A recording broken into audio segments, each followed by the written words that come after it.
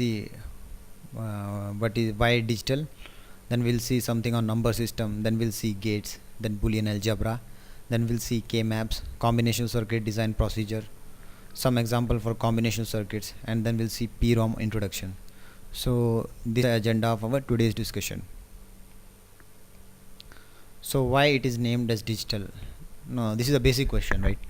Like we are telling that we are going through digital electronics. So why we are calling that thing as a digital? So digital word is derived from the digit. Okay, actually digitus is a Latin word and the meaning is finger. So you have derived that thing from the this Latin word digitus, finger. So digit is derived from digitus. So any of the Arabic numeral from 0 to 9. So they are talking that 0 to 9 is a digital. One of the element that combine to form number in a system other than the decimal one. So they are telling that one of the element, okay, that combine to form number in a system other than a decimal one. So we can combine different numbers to form one system. So one system is decimal system, other is like hexadecimal is there, one octal is there. So means what? It is the combination of some number. So like that we can derive many systems. So coming to a question, why we go with digital circuit? What is the necessity of using digital circuits? So digital devices are programmable. By simple changing the program, the same hardware can be used for the different application. So if you take example of a FPGA, like we know that you are having an FPGA chips, so you can burn many codes inside your FPGA chips, okay, and after that you can verify your functionality in the real world. So after verifying one functionality, you can delete that, you can unprogram that FPGA and you can program the next design. So like this you can simply program the design and you can verify those things, okay. So that is what they are trying to say. That is very simple, that process is very simple and fully automated. Simply we have to use the EDA tools and we have to download that thing inside the FPGA kit. So that is what they are. So this is what they are trying to say. Disjoint or quantized level change. So see, you see a change. So this is a normal change. This is the quantized level change they are trying to say from this graph. Now coming to the analog characteristics, continuous signal strength. So here you see it is discrete, right? So it is continuous in nature, no breaks are there.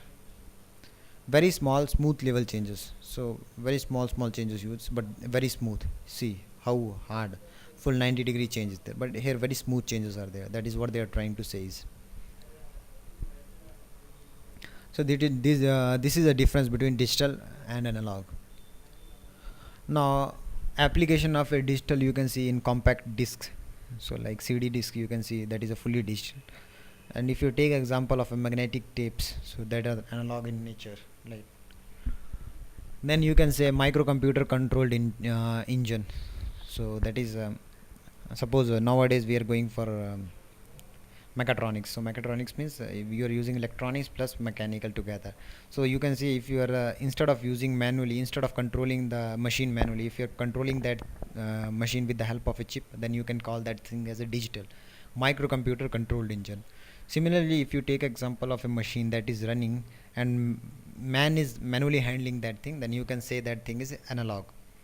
Telephone systems nowadays is digital. Telephone system old days are analog in nature. Movie special effect, so you can see that the 10 raised to power 3, if you add all these things you will get 8653.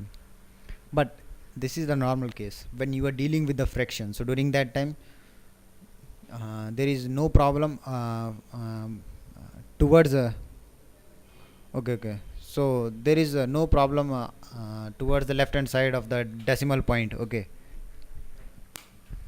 So there is no problem towards the left hand side of the decimal, but you see towards the right hand side of decimal, how to deal is 3 into 10 raised to power minus 1 plus 5 into 10 raised to power minus 2. In this way we can get this fraction. So in formal notation 97654.35 you have to if you want to represent this thing as a decimal, you put 10 here. Why do we use 10 digit anyway? Why do we use 10 digit anyways? because of they have shown these fingers. So 10, 0 to 1. So we can only count that thing in fingers. So we know that digitus is a word that is derived from Latin word.